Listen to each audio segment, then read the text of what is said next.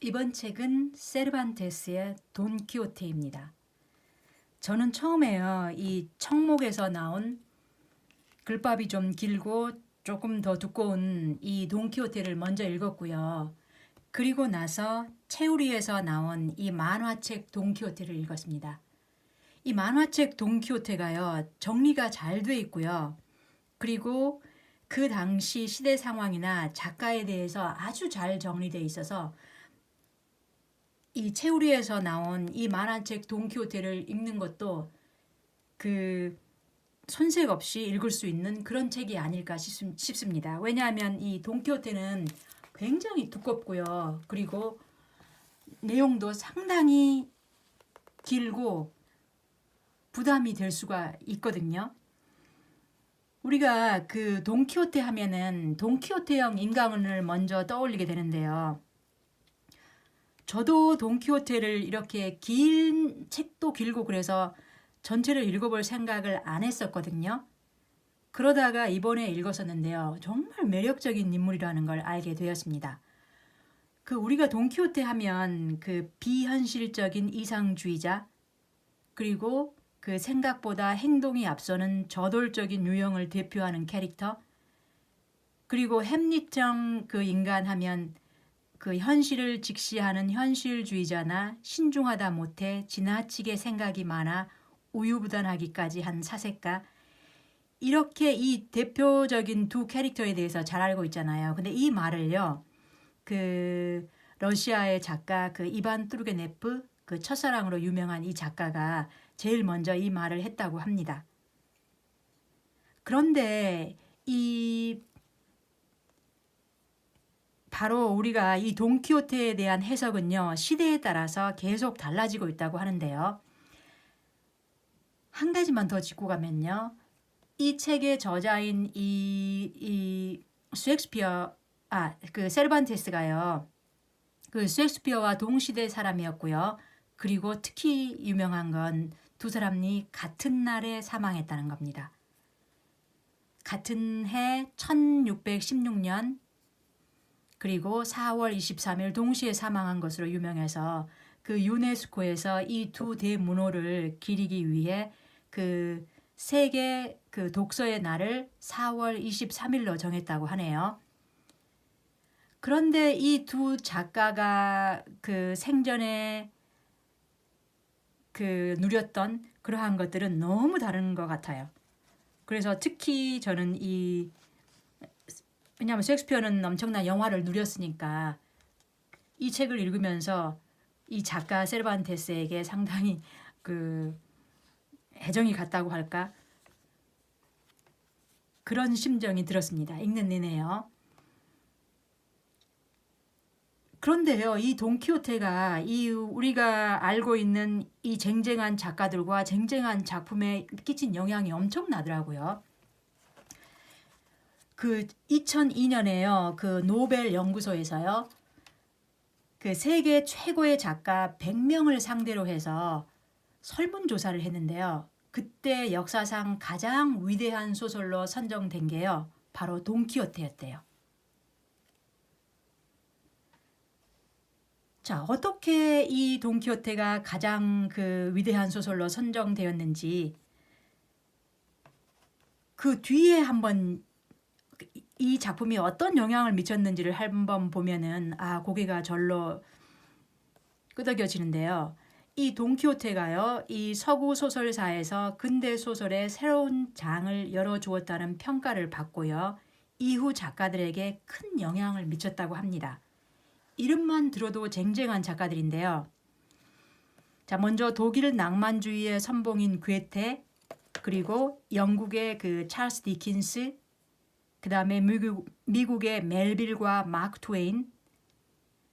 자, 그리고 나서요, 뿐만 아니라 이 프랑스의 스탕달, 발자크, 플로베르, 그리고 러시아의 투르게네프, 톨스토이.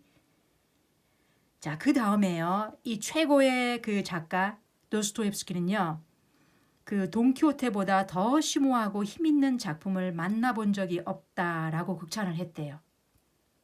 자, 20세기에 이르러서도요, 그 프루스트나 조이스, 카프카, 마르케스, 자, 그 다음에 또 그 메타픽션 같은 현대적 소설 기법은 이 보르헤스의 작품을 위시한 이 20세기 포스트 모더니즘 작품에 큰 영향을 미쳤다고 합니다.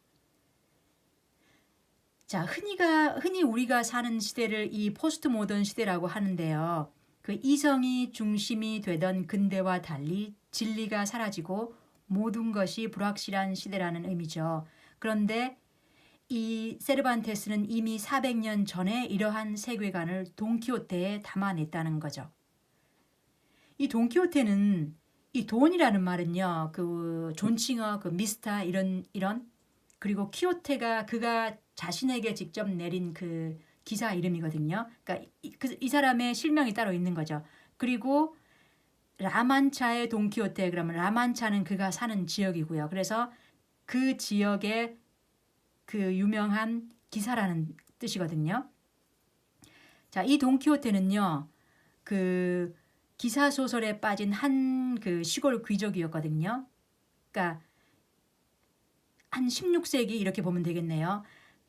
그 중세 기사도의 영광을 재현하기 위해 세상으로 나가 현실과 부딪히며 좌충우돌하는 그런 이야기예요. 그래서 돈키호테라는 전체 이야기 속에 그가 길 위에서 겪는 그러한 모험담들이 하나의 스토리가 또 들어있는 거죠. 그 속에요. 자, 그럼 여기서 이 돈키호테의 작가 세르반테스를 한 번 더 보면요. 세르반테스는 1547년 그 스페인의 마드리드 근교에서 태어났는데요. 그 아버지가 가난한 외과 의사였고요. 그는 7남매 중 넷째였대요. 그런데 아버지가 한 곳에 정착하지 못하고 계속 떠돌아다녀야 하는 이 직업상이요. 그래서 정규 교육을 거의 받지 못했대요. 자, 그 동시대에 셰익스피어는 엄청난 그 영화를 누렸는데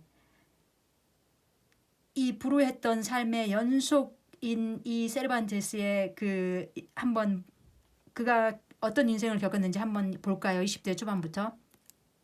먼저 20대 초반에 그 견문을 넓히고자 이탈리아로 건너갔다가 그곳에 주둔해 있던 프랑스 군대에 입대하는데요. 그리고 나서 그 1571년에 레판토 해전에 참전을 합니다. 자, 그런데 이때 그 왼팔에 이 부상을 입어서 평생 왼팔을 쓸 수 없게 됩니다. 그러나 그는 자신의 불우한 운명에 좌절하지 않고 스스로를 그 레판토의 외팔이라고 부르며 조국을 위해 희생한 것을 자랑스러워했고요. 그리고 나중에 책의 서문에 돈키호테를 쓴 오른팔의 영광을 위해 왼팔이 희생한 것이라는 말을 적기까지 했다고 합니다. 자, 그런데 또다시요. 그 1575년에 그 스페인으로 귀국하던 당시 그 당시 그 지중해를 휘젓고 다니던 그 해적, 그 알제리의 해적에게 붙잡혀서 5년간이나 노예 생활을 하게 됩니다. 그 갤리선에 노를 젓는 그러한 엄청나게 힘든 일이었죠. 자, 이렇게 해서 갖은 고초와 고생을 하고 그리고 겨우 그 몸값을 치르고 풀려나는데요. 자, 늦은 나이 37에 결혼을 하게 되지만 부인과의 관계가 원만하지 못해 별거에 들어가고요. 그리고 어떻게 생계를 꾸려나가냐 하면요. 그 어떤 군수 물자 구매 담당자 그리고 세금 징수관 자 이렇게 끝없는 고난의 연속이었는데요. 빚 때문에 파산을 당하는가 하면 그 성직자에게 세금을 거두려다 파문을 당하기도 하고요. 결국엔 또 은행이 파산하는 바람에 공금 횡령죄로 감옥에 갇히게 돼요. 그래서 그때 감옥에서 이 돈키호테를 구상하기 시작해서요. 감옥에서 나와서 이 완성합니다. 근데 그 1605년에 이 돈키호테가 세상에 나왔을 때 폭발적인 인기를 끌어서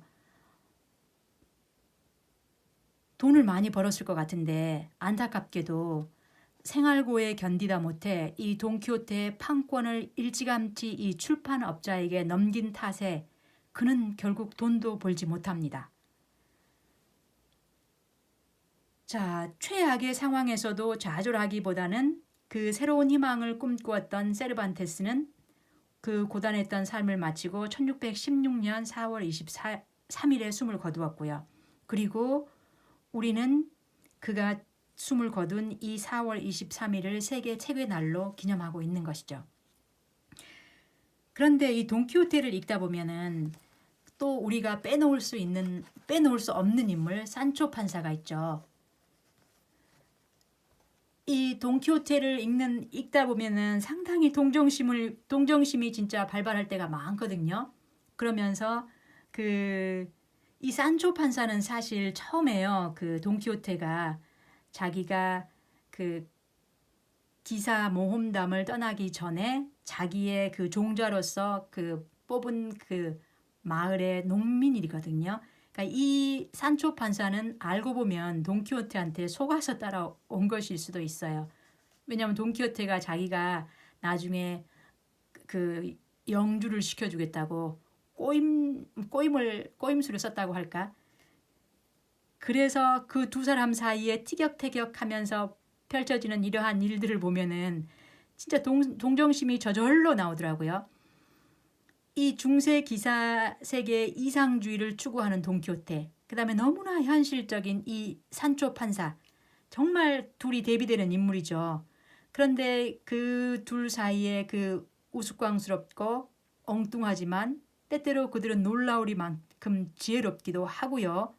그리고 또 끊임없이 티격태격하는 그 사이에서 둘이 함께 서로 닮아간다고 할까? 그렇게 그 이야기가 쭉 진행됩니다.